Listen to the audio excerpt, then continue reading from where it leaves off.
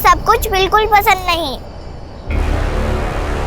दर्पण बेटा 25 नंबर निकाल, 25 नंबर। अरे aunty aunty aunty please please please, मुझसे नहीं सब चीटिंग वीटिंग नहीं होता, प्लीज मुझसे ये सब मत करवाओ आप। हाँ, जब ये डेट होती है और मंथ हो फेब तो क्या बात होती है। उस डेट में दिन में भी 14वीं की रात होती है, नंबर है 14। ये तो मेरे कार्ड में है। देखा आबा, फिर से मानसी का नंबर आ गया। मुझे तो लगता है ना पक्का कोई साजिश है। तो क्या कर सकते हैं, अब साजिश भी तो तुम्हारा बेटा ही कर रहा है। अरे आंटी अगर आप हार रही हो तो मुझ पे एलिगेशन मत लगाओ। मैं आदमी हूँ नेक और अगला नंबर है 1। ये मैं जीत गई। देखा, अब तो पक्का साजिश शुदा बता रहे हैं हम तुमको।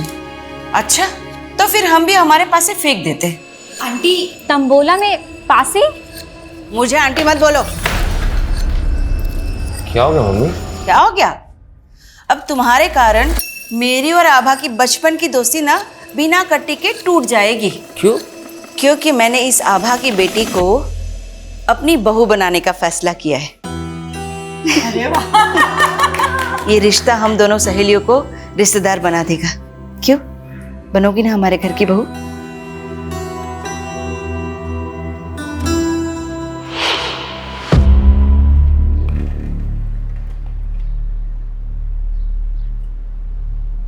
Neha, happy Valentine's day! I love you Neha.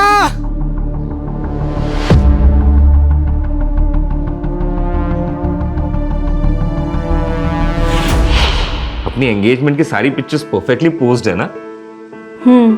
बस एक कमी है, क्या? इनमें मेरे पापा नहीं है। काश वो होते तो। तुम अपने पापा को बहुत मिस करती हो ना? उन्हीं का ड्रीम था कि मैं आईएएस करूं। दर्पण, क्या हम शादी पोस्टपोन नहीं कर सकते? शादी के सेरेमनीज के बीच में मैं एग्जाम की तैयारी कैसे कर पाऊंगी? आई अंडरस्टैंड मानसी, लेकिन मम्मी का ये कहना है कि ये परफेक्ट मुहूर्त है शादी के लिए। देखो, हम दोनों मिलके ना कुछ एक अरेंजमेंट। भैया आपसे आई एम सॉरी, मुझे नहीं पता था भाभी आप यहाँ हो। कोई बात नहीं, मैं तुम्हें कॉल करती हूँ। बाय दीपक। बाय। क्या बात है? बहुत प्रॉब्लम हो रही है, बिजनेस में कोई ग्रोथ ही नहीं है। भाई ग्रोथ तो तभी होगी ना जब गर्लफ्रेंड के साथ पूरा टाइम स्पेंड नहीं करके काम पे ध्यान देगा तू। ऐसा नहीं है भैया, काम पे ध्यान दे रहा हूँ मैं, वो बस थोड़ी इन्वेस्टमेंट की जरूरत है। दीपक, अब तू भाई को मक्खन लगा रहा है। मैं ऑलरेडी इतना इन्वेस्टमेंट कर चुका हूं तेरे धंधे में, 25% भी उसका रिटर्न नहीं आया है। पर रिटर्न आएगा, थोड़ा टाइम लगता है ना, और इस बार थोड़ी इन्वेस्टमेंट की जरूरत है, बस 5 लाख रुपए चाहिए। 5 लाख? 5 लाख रुपए कहाँ से आएंगे? हाँ, अरे पता है ना तेरे भाई की शादी है, कितने खर्चे लगेंगे उसमें? माँ शादी है तो दहेज भी मिलेगा ना। और मानसी भाभी के घर वाले 5 लाख रुपए नहीं दे सकते। ये दीपक क्या बकवास कर रहा है? तू बोलना क्या चाह रहा है? मानसी की फैमिली से भी हम लोग दहेज लेंगे? भैया मेरा वो मतलब नहीं। एकदम निकम्मा है तू। हम लोगों का नाम डुबाना चाहता है क्या? हाँ मैं ही डूब रहा हूं आप लोग का नाम ना यहाँ पे, और भैया बहुत रोशन कर रहा है आप लोग का नाम। कराओ इनकी शादी और देखो मेरी बर्बादी। ये लड़का पता नहीं कब सुधरेगा।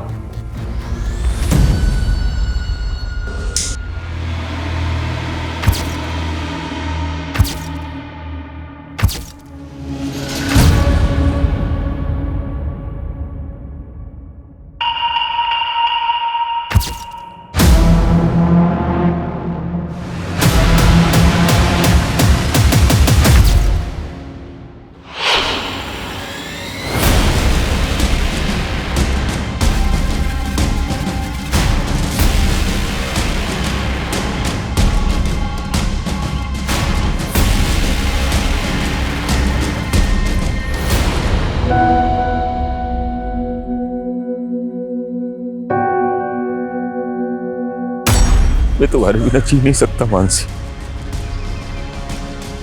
लेकिन तुम्हारे लिए मर तो सकता हूं।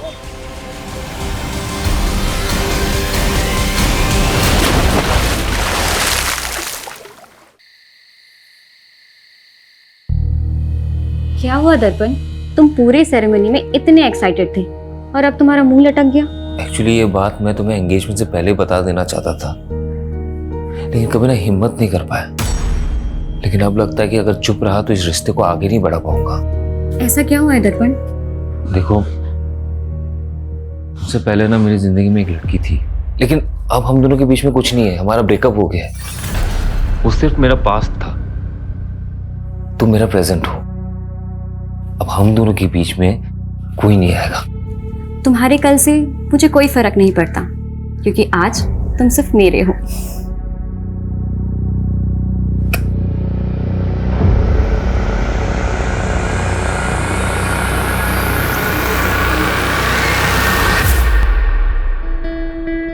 अरे वाह, ये हुई ना बात। बहुत प्यारी लग रही हो, किसी की नजर ना लगे। थैंक्स मम्मी जी। अच्छा बेटा, तुम कोचिंग क्लास पढ़ाते हुए महीने का कितना कमा लेती हो? यही कोई 18,000। तुम्हें पता है, मेरा दर्पण ना हर महीने अपनी पूरी तनख्वाह मेरे हाथ में लाके रखता है। तुम भी वैसा ही करोगी ना? वो मैं आपको आधी सैलरी दे दूंगी। आधी क्यों? क्योंकि अब मेरी दो मम्मी जी हैं, तो अपनी आधी सैलरी मैं अपनी मम्मी जी को दूंगी। देखो बेटा, आभा ने तो तुम्हारा कन्यादान कर दिया है ना, अब तो तुम इस घर की गृह लक्ष्मी हो, इसलिए तुम अब से पूरी की पूरी तनख्वाह ना मुझे ला कर देना, ठीक है? जी मम्मी जी।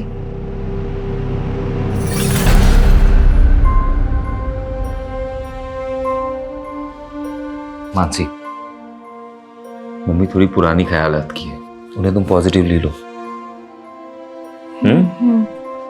ये लो कुछ पैसे, तुम ये अपने घर वालों को दे देना। लेकिन मैं ये पैसे उन्हें नहीं दे सकती। क्यों नहीं दे सकती? मैं कोई गैर हूं क्या? अरे उनका दामाद हो। मैंने उन्हें प्रॉमिस किया है कि मैं आपको हमेशा खुश रखूंगा। प्रॉमिस किया था ना? हाँ, चलो इसे रखो और अभी स्माइल कर दो, स्माइल कर दो प्लीज प्लीज प्लीज प्लीज।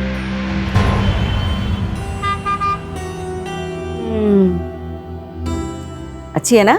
आप जब भी मार्केट आते हो यहाँ पे चाय पीने जरूर आती हो, है ना? हाँ, और हम मानसी को भी लेकर आएंगे, उसे बहुत अच्छा लगेगा, है ना? जरूर लाएंगे।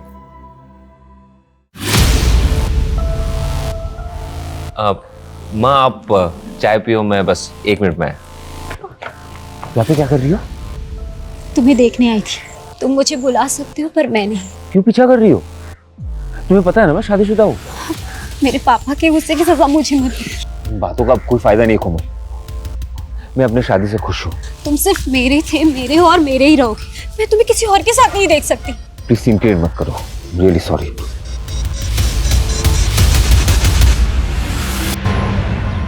सर, मैं यहाँ सालों से पूरी डेडिकेशन के साथ कोचिंग दे रही हूँ और आपने मेरी आधी सैलरी काट ली। देखो मानसी, तुमने अपनी शादी के लिए 10 दिन की छुट्टी ली थी, तब मैंने 1 पैसा नहीं काटा। लेकिन उसके बाद तुमने यूपीएससी एग्जाम के लिए और 15 दिन की छुट्टी ले ली। लेकिन सर, ये छुट्टी तो आपने ही मुझे खुद दी थी और कहा था कि एग्जाम की तैयारी मैं अच्छे से करूँ। हाँ दी थी, क्योंकि मुझे लगा था कि तुम अच्छे रैंक से पास हो जाओगे तो यहाँ ज़्यादा से ज़्यादा स्टूडेंट्स आकर तुमसे पढ़ेंगे। लेकिन तुमने तो एग्जाम भी क्लियर नहीं किया। अब मेरा फ़ायदा नहीं होगा तो मैं तो पैसे काटूंगा ही ना। अरे मानसी, अपनी शादी में इनवाइट नहीं किया मुझे, अब तक नाराज हो? Naman please stop bothering me.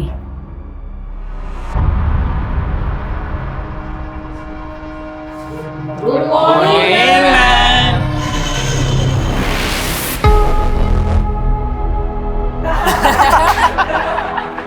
Madam का हनीमून। युवराज, प्रतीक, न्यूटन का थर्ड लॉ पता है क्या है? मैम, न्यूटन का थर्ड लॉ? न्यूटन का थर्ड लॉ है every action there is equal and opposite reaction. गंदा सोचोगे तो गंद ही मिलेगी। ये रहा तुम्हारा तोहफा और मुझे भी मेरा तोहफा मिल जाना चाहिए, समझे? दर्पण, मैं खाना बना रही हूँ, I will call you back. माँ, बाबा और दीपक तो शादी के फंक्शन में गए ना, तो फिर खाना किसके लिए बना रही हो? तुम और मैं है ना। मानसी, तुम्हें पता नहीं है क्या, स्पेशल नाइट है, शादी के बाद हमारा पहला वैलेंटाइन है। मैं इन सब डेज पे बिलीव नहीं करती। तो क्या हुआ, मैं तो मानता हूँ ना। देखो, मैंने ना तुम्हारे लिए एक सरप्राइज प्लान किया है। पर दर्पण,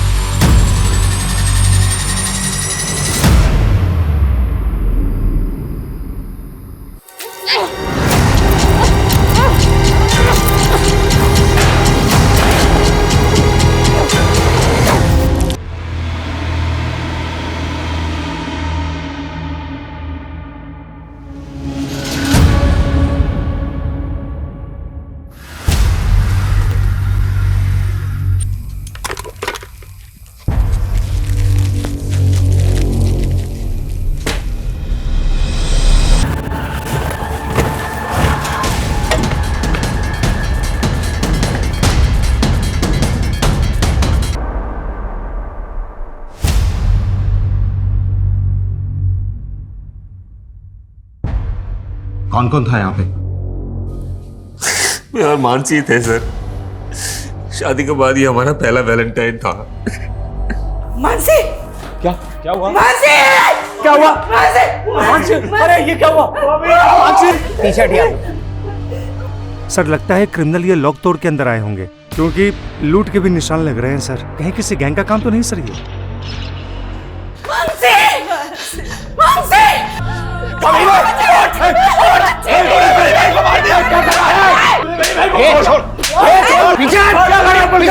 सर इससे बड़ी बहन को मार दिया।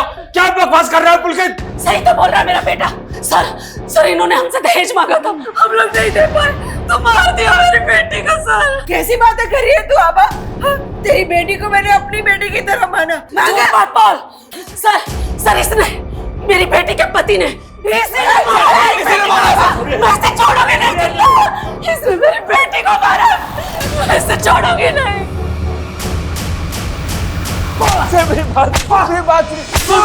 मैंने कुछ नहीं किया। जब मानसी का मर्डर हुआ तेरे अलावा घर पर कोई नहीं था। अब सच सच बोल, किसने मारा उसे?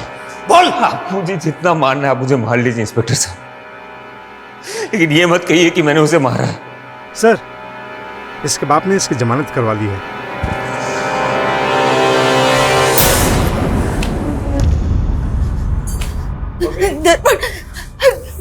मेरा बच्चा।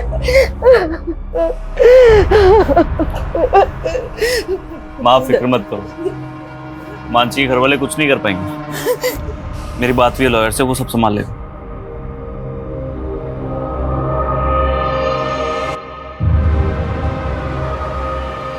मानसी मेरी जिंदगी थी, उसके जाने के बाद मेरी जिंदगी का कोई मतलब नहीं है, लेकिन फिर भी मुझे उसका कातिल बोला जा रहा है। नहीं बर्दाश्त हो रहा मुझसे। मैं मानसी के बिना जीना नहीं चाहता, इसलिए आत्महत्या कर रहा हूं। मैं तुम्हारे बिना जी नहीं सकता मानसी।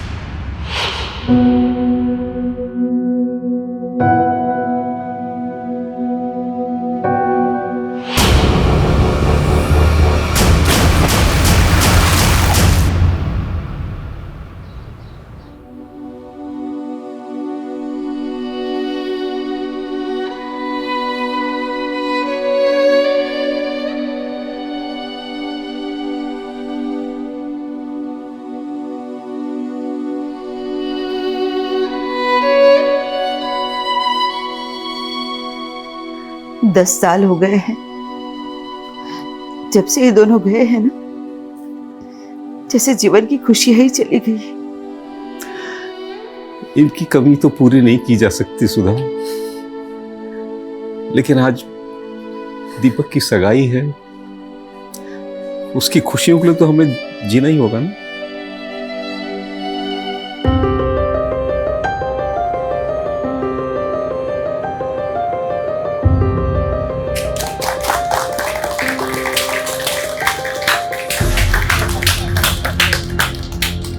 वाह सुधा वाह, मेरी बेटी की जिंदगी बर्बाद करके अब दूसरे के घर की बेटी की जिंदगी बर्बाद करने चली है। तुमने अगर अपनी बेटी खोई है ना, तो हमने भी अपना बेटा खोया है। अगर तुमने पहले ही हम पर भरोसा किया होता ना, तो ये दिन नहीं देखना पड़ता। भरोसे के लायक हो तुम लोग। हाँ? अरे एकदम घटिया लोग हैं ये। पुलकित मत कर। इस दीपक के बड़े भाई ने मेरी बहन से शादी करके उसका मर्डर कर दिया। अब ये आपकी बेटी को भी नहीं छोड़ेंगे। हाँ। ऐसा कुछ नहीं, झूठ बोल रही है इशिका। पापा कैसे लोग हैं? नहीं करनी मुझे यहाँ शादी। और तुम बर्फी देवी जी सुनिए, मेरी बात सुनिए। अरे ऐसा कुछ छोड़ूंगा नहीं तुझे मैं।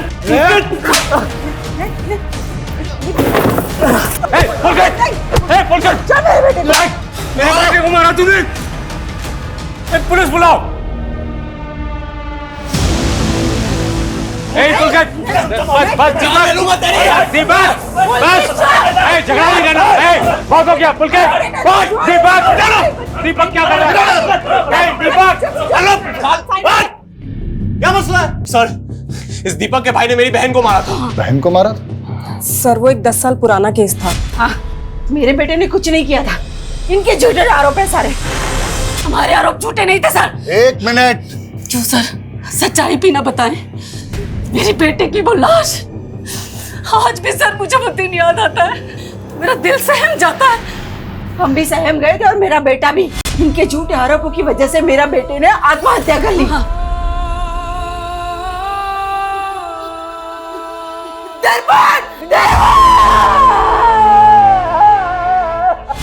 आप दोनों के परिवारों के साथ जो कुछ भी हुआ है उसे हम समझ सकते हैं, लेकिन आप नहीं समझ सकते सर, हमें तो 10 साल से इंसाफ भी नहीं मिला। मैं उस केस को फिर से देखूंगा। अभी आप प्लीज यहां से जाइए, और तुम दोनों मारपीट करके कानून को हाथ में लेने की गलती मत करना। लेकिन sir please, I request you.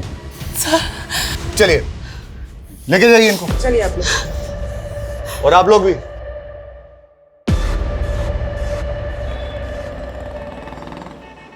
Hello. हाँ हाँ सुधा, अरे कहाँ हो तुम? मैं बाजार आई थी सब्जियां लेने के लिए, घर में एक भी सब्जी नहीं थी। अरे तो इतनी रात को जाने की क्या जरूरत थी?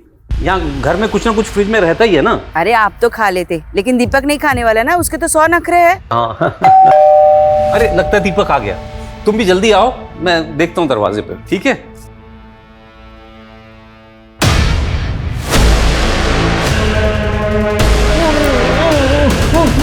आज सुबह ना खीर बनाई है मैंने, आपकी सास को बहुत पसंद है ना, लेते जाइएगा उनके लिए। अरे हाँ दीदी, आपके हाथों की खीर की बहुत तारीफ करती है मेरी माँ जी। अच्छा, आज खिला भी दीजिएगा।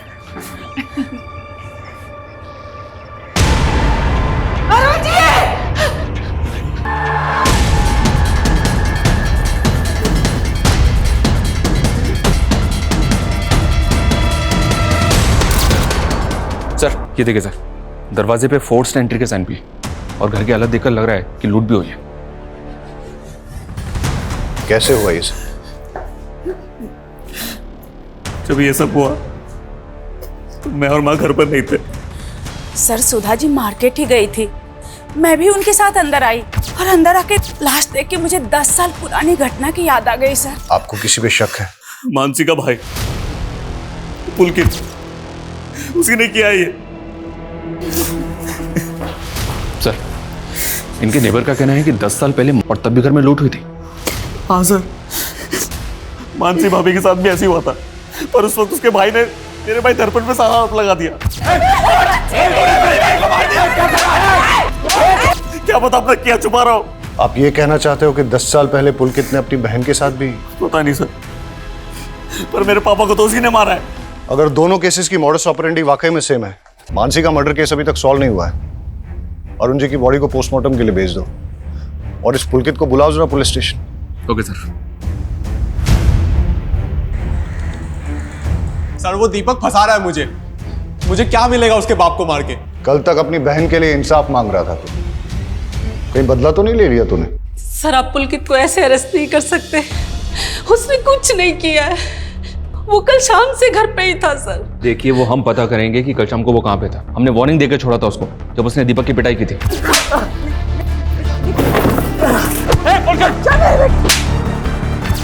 पर अब नहीं, अभी आप प्लीज यहां से जाइए और हमें अपना काम करने दीजिए। मानसी और अरुण के मर्डर की पोस्टमार्टम रिपोर्ट में काफी सिमिलैरिटीज हैं। दोनों केसेस में पीठ पे एक ही तरह से और एक ही तरह के चाकू से वार हुआ है, और दोनों ही मर्डर वेपन्स पे फिंगरप्रिंट्स नहीं है। मतलब साफ है सर, ये कातिल ने ग्लव्स पहन रखे हों। क्राइम सीन पे मेन लॉक को तोड़ा गया है, फिर लूट हुई है, लेकिन कोई भी अननोन फिंगरप्रिंट डिटेक्ट नहीं हुआ है। अच्छा सर, लेकिन ऐसे किसी गैंग का अभी तक पता चला नहीं है।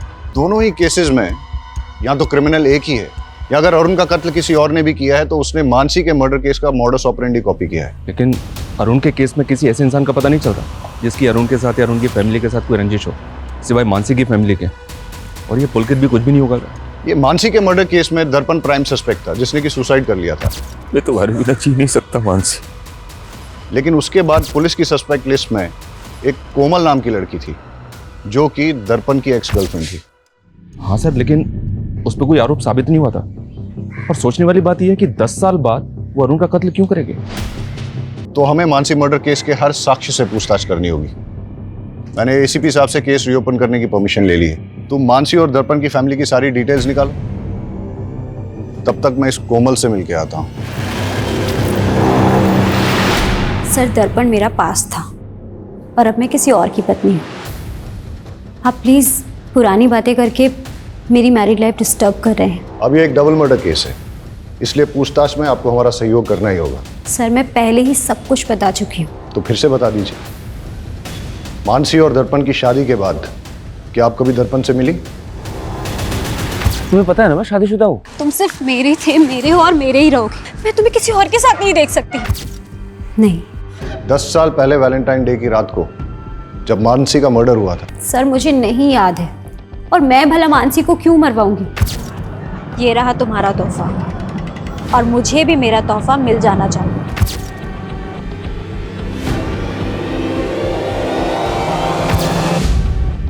आपका और दर्पण का ब्रेकअप क्यों हुआ? क्योंकि मेरे पापा नहीं चाहते थे कि मैं दर्पण से शादी करूं। आपके पापा पॉलिटिकल लीडर थे? जी। उसके बाद उन्होंने काफी कुछ मैनिपुलेट करने की कोशिश की थी। सर मेरे ऊपर झूठे आरोप लगाए गए थे, मेरे कैरेक्टर पे उंगली उठाई जा रही थी। इनफैक्ट आप समझ भी नहीं सकते कि मैंने क्या क्या सहा था, पर लास्ट में मेरे खिलाफ कुछ साबित नहीं हो पाया। मानसी का मर्डर केस अब रीओपन हुआ है। अगर आपके स्टेटमेंट में कुछ भी झूठ निकला तो फिर आप देख लीजिएगा।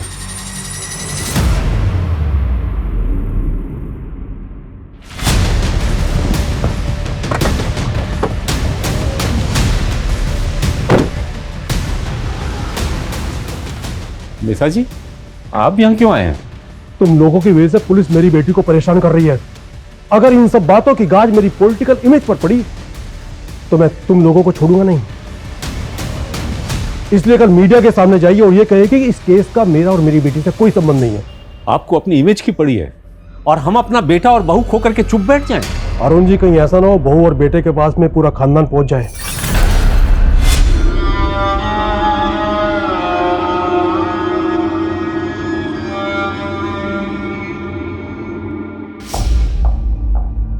मेरी बेटी की अच्छी सास बनने का नाटक तूने बहुत कर लिया सुधा।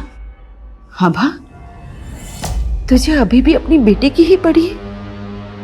अरे मैंने तो अपना बेटा, अपनी बहू, अपने पति तक को खो दिया है। तुझे याद है हम दोनों ने अपने बच्चों के लिए कई सपने देखे थे। वो सब एक छलावा था।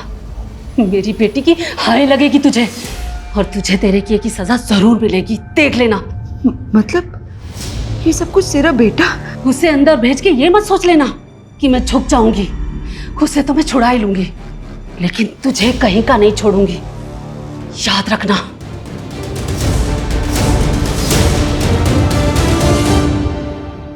दस साल पहले पुलिस ने जब दर्पण को रिमांड पे लिया था तो उसने बयान दिया था कि मानसी जिस कोचिंग इंस्टीट्यूट में पढ़ाने जाया करती थी उसको लेकर वो काफी ज्यादा अपसेट थी।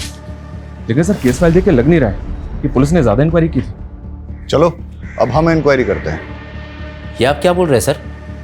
10 साल हो गए, मानसी का कातिल पकड़ा ही नहीं गया? क्यों, आपको नहीं मालूम कि केस अभी तक भी ओपन है? नहीं सर। आई होप आपको मानसी से जुड़ी 10 साल पुरानी बातें याद होंगी। जी कुछ कुछ। मानसी को आपसे कोई प्रॉब्लम तो नहीं थी? मुझसे? अब मेरा फायदा नहीं होगा तो मैं तो पैसे काटूंगा ही ना। नहीं सर। उनके पति ने स्टेटमेंट दी थी कि उनको इंस्टीट्यूट में किसी बात से स्ट्रेस था। ऐसा कुछ हुआ था इंस्टीट्यूट में 10 साल पहले? हाँ सर, एक बात है, मानसी ने इंस्टीट्यूट के 2 स्टूडेंट्स की कंप्लेंट की थी। कंप्लेंट? कैसी कंप्लेंट? मैडम का हनीमून। एक्चुअली तब मानसी नहीं चाहती थी कि उन दोनों पे कोई पुलिस कंप्लेंट हो या उनका करियर बर्बाद हो, लेकिन हाँ मैंने उन दोनों को रेस्टिकेट कर दिया था। आप हमें उन स्टूडेंट्स के नाम, फोन नंबर और एड्रेस दे दीजिए, और मानसी 10 साल पहले जिन जिन स्टूडेंट्स को पढ़ाती थी उन सब की डिटेल्स भी दीजिए।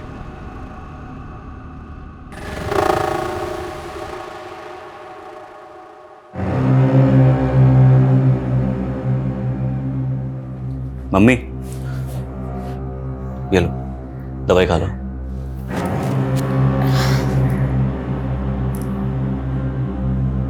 ये लो।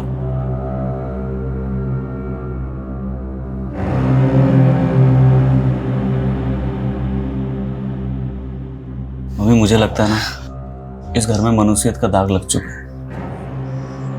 हम एक काम करते हैं, इस घर को बेच देते हैं और कहीं और जाके फिर से नई जिंदगी की शुरुआत करते हैं। Mummy mummy mummy mummy mummy अब ठीक? मम्मी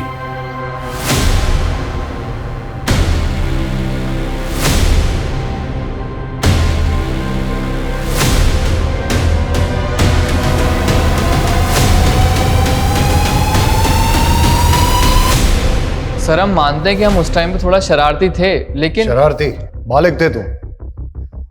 क्लास में न्यूड स्केच ड्रॉ किया और अपनी टीचर पर अभद्र कमेंट लिखा। इसी की वजह से तुम्हें इंस्टीट्यूट से रस्टिकेट किया गया था, है ना? और हो सकता है कि बदला लेने के लिए तुमने मानसी को। नहीं सर, माना तब हमसे गलती हो गई थी सर, लेकिन हमने कोई क्राइम नहीं किया सर। औरतों पे अभद्र टिप्पणी करना, 10 साल पहले तो इसमें बेल भी हो जाती थी, अब तो बेल भी नहीं होती इसमें। सर लेकिन क्या सबूत है कि हमने ही मानसी मैम को मारा था?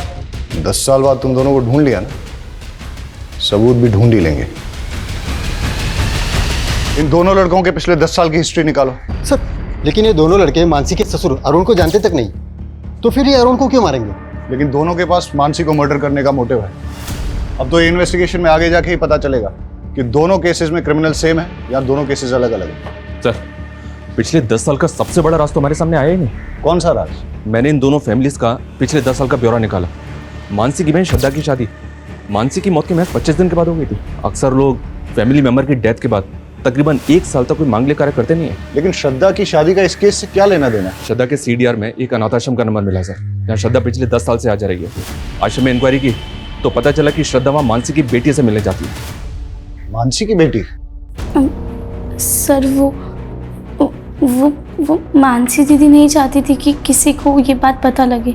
लेकिन इसके बारे में आपके माँ या भाई ने भी कभी कुछ ऐसा बताया नहीं हमें। सर उन्हें बदनामी का डर था, लेकिन सच बात तो ये है कि दर्पण जी से शादी करने से पहले ही दीदी ने उस लड़की को जन्म दिया था। लेकिन इस बात का उनके मर्डर से कोई लेना देना नहीं हो सकता। ये आप डिसाइड नहीं करेंगे, आप हमें सिर्फ इतना बताइए कि उस बच्ची का पिता कौन है। नमन झा, वो दीदी के साथ इंस्टीट्यूट में पढ़ाते थे। मेरे और मानसी की बेटी? क्या मजाक कर रहे हैं सर, हम दोनों तो सिर्फ कलीग्स थे, यहाँ तक कि दोस्त भी नहीं थे सर। कमाल है, फिर भी मानसी को लव लेटर्स और गिफ्ट्स भेजा करते थे। ये मानसी की बहन ने दिखाया है हमेशा। वो सर मैं मानसी को पसंद करता था, लेकिन प्यार सर एक तरफा था मेरा। फिर बच्चा कहाँ से आया? सर वही तो मैं बोल रहा हूँ, मेरे और मानसी के बीच फिजिकल रिलेशन था ही नहीं, तो बच्चा कहाँ से होगा? DNA टेस्ट करवाओ इसका।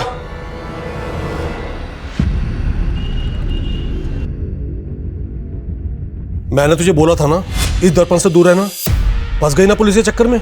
पापा ये सब कुछ आपकी वजह से हुआ है। आपने क्यों मुझे और दर्पण को शादी नहीं करनी दी? उसकी वजह से उसे मानसी से शादी करनी पड़ी और मुसीबत में मैं फंस गई।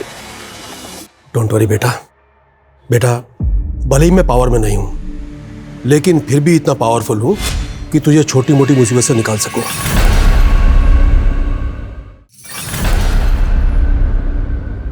सरप्राइज। वाओ, तुम तो हमेशा मुझे सरप्राइज कर देते हो। तुम्हारा मंगलसूत्र कहाँ है? वो तो मैंने उतार दिया। तुम मुझसे मिलते हो ना तो मुझे गिल्ट लगता है कि मैं अपने हस्बैंड को धोखा दे रही हूँ। लेकिन क्या है कि तुम मंगलसूत्र में और सुंदर लगती हो। जाओ पहन के। क्या यार, तुम मुझसे प्यार करते हो मंगलसूत्र से? मुझे कुंवारी लड़कियां पसंद ही नहीं आती। जाओ पहन के आओ। अरे यार, मुझे नहीं पहनना मंगलसूत्र। मेरे साथ रहना है ना तो जो मैं बोलूं वो करना पड़ेगा। कहाँ है मंगलसूत्र?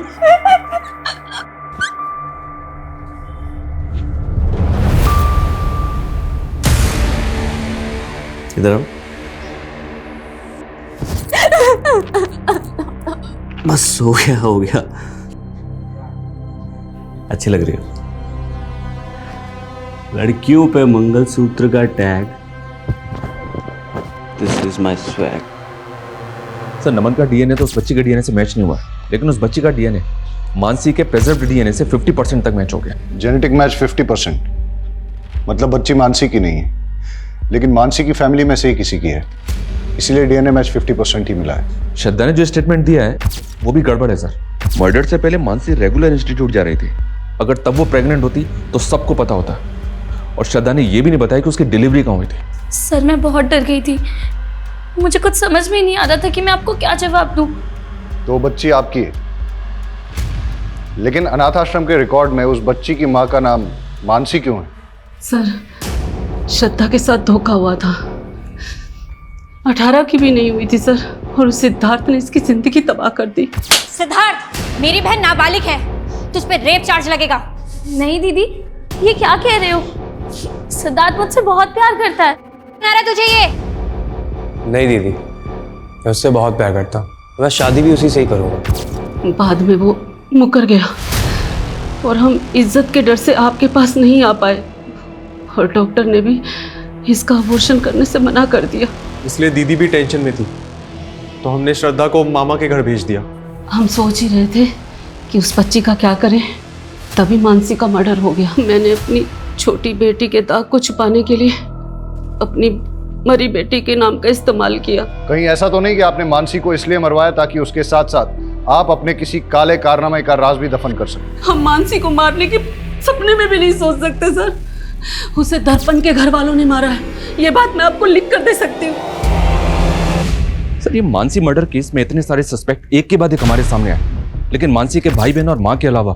सर, हमारा खबरी इस केस में लूट करने वाले गैंगस्टर्स की इन्फॉर्मेशन निकाल रहा था, तो एक प्रोस्टिट्यूट से उसे पता चला कि एक हिस्ट्री शीटर उसका रेगुलर कस्टमर था और उसने नशे में उससे कहा था कि 10 साल पहले किसी नेता ने उसे सुपारी दी थी। कौन सा नेता? सर, ये तो पता नहीं चला, लेकिन सर कोमल का बाप भी नेता था। भले ही मैं पावर में नहीं हूँ, लेकिन फिर भी इतना पावरफुल हूँ कि तुझे छोटी मोटी मुसीबत से निकाल सकूं। और 3 साल पहले उसकी डेथ हो गई। और वो हिस्ट्री शीटर कौन है?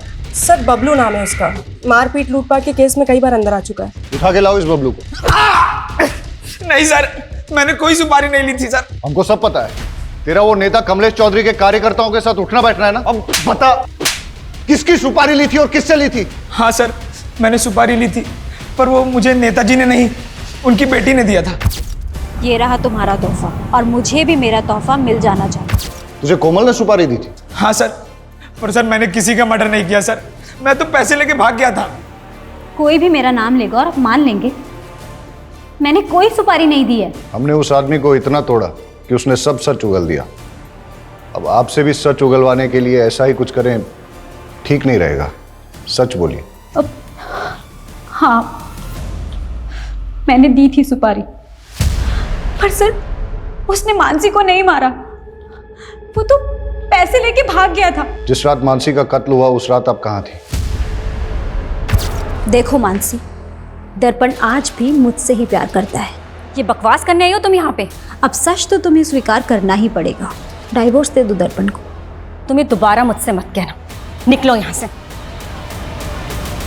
लेकिन मैंने मानसी को नहीं मारा सर। मेरी गलती सिर्फ इतनी है कि मैंने दर्पण से प्यार किया। अगर आपने मानसी को नहीं मारा तो फिर किसने मारा है? सर, हमने अरुण की बीवी पे नजर रखी थी। वो अक्सर एक कैफे में जाती है और अरुण की हत्या वाली रात भी वो उसी कैफे में थी। वहां की एक फुटेज मिली है, ये देखिए। लेकिन सुधा ने तो कहा था उस रात वो सब्जी खरीदने गई थी। मैं सब्जी लेने गई थी, फिर वहाँ से चाय पीने का मन किया तो चाय पीने चली गई। इसमें कोई हर्ज है क्या? हम बस कंफर्म कर रहे थे सुधा जी। सर, सुधा के सीडीआर के मुताबिक वो ज्यादा किसी को कॉल नहीं करती थी, लेकिन उसके सीडीआर में एक नंबर ऐसा है जिससे वो लगातार टच में थी। किसका नंबर है ये? सुधाकर यादव, आगरा का नंबर है ये। सुधाकर यादव, ये नाम कहीं सुना है मैंने।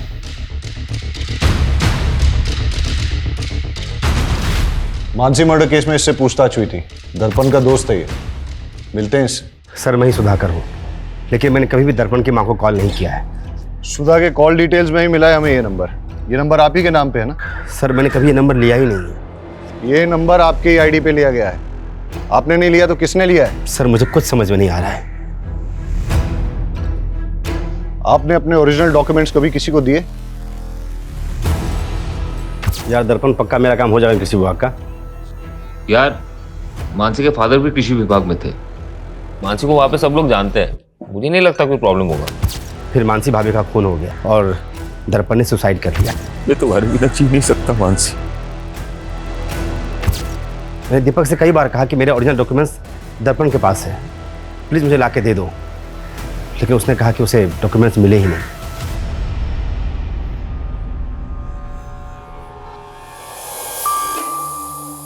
इतना ही पसंद है तो अपने नाम का मंगलसूत्र क्यों नहीं बना देते? तू पागल हो गई है क्या? शादी कुंवारी लड़कियों से की जाती है। कल तक तो तुम्हें शादीशुदा लड़कियां पसंद थी, अब कोई और पसंद आ गई क्या? क्या हो गया तुझे? जैसे चल रहा है वैसे चलने देना। नहीं चलेगा अब मैं तुम्हारी बातों में नहीं आने वाली। मुझे मना करेगी? मेरी इतनी हिम्मत है? मेरी इंसल्ट करेगी? उठ! ज्यादा हिम्मत आ गई तेरे अंदर है? मेरी इंसल्ट करेगी?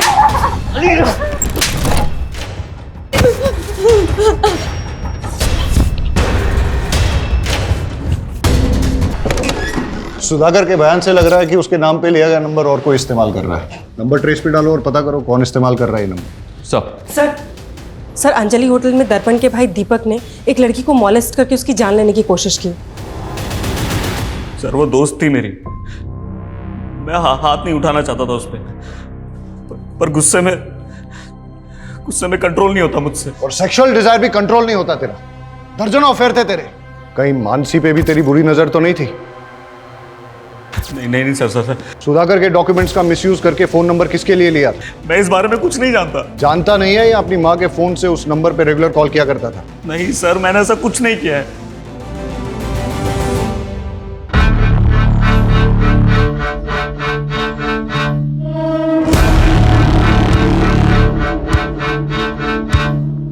वेटर,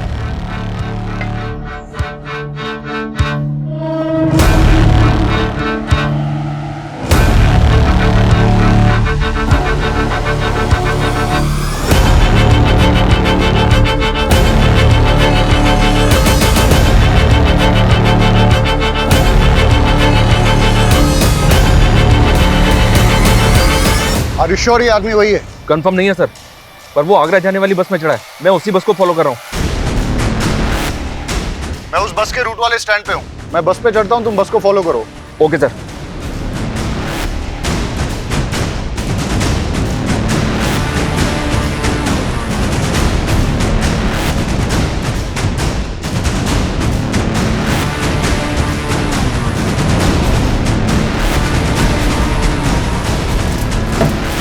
मुझे ऐसा लगता है मैंने आपको कहीं देखा है। जी नहीं, मैं तो आपको नहीं जानता। अब मेरा स्टॉप आ गया है। Excuse me. भैया रुक जाओ, मेरा स्टॉप आ गया है। अरे भैया जल्दी रुको ना यहाँ पे। हेलो, गाड़ी रोको।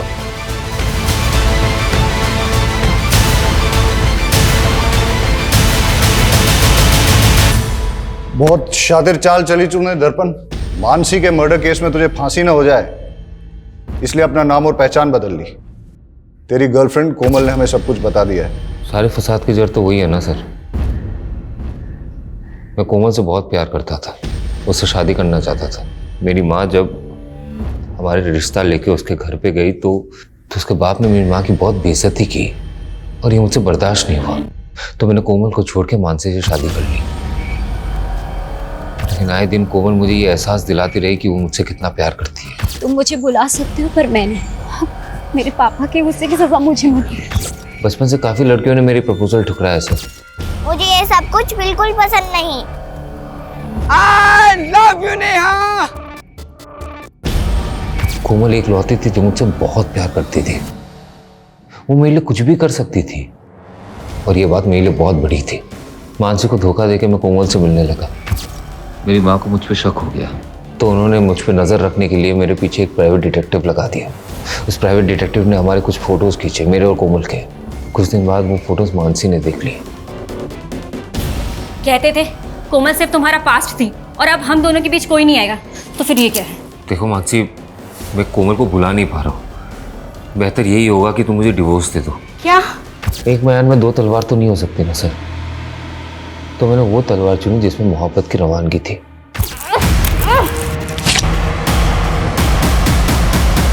मेरी गलती सिर्फ इतनी थी सर कि मैंने दर्पण से प्यार किया और उसने मेरे लिए मानसी को मार दिया। सर जब मुझे ये बात पता चली तो मैं बहुत डर गई थी और मैंने उससे दूरी बना ली। मुझे पता था पुलिस एक दिन मुझे मानसी के कत्ल में सूली चढ़ाएगी, तो मैंने अपने कद काठी का एक भिखारी ढूंढा, उसे पैसों की लालच दी, उसे कपड़े दिए, उसे मारा और तालाब में फेंक दिया।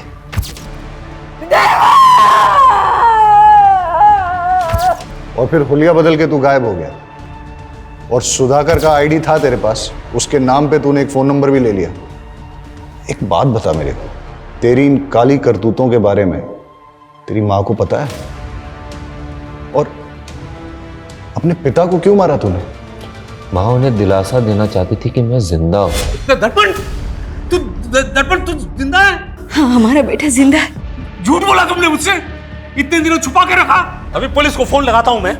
नहीं, अरे क्या करे, कट कीजिए, हमारा बेटा है वो। झूठ बोला तुमने मुझसे।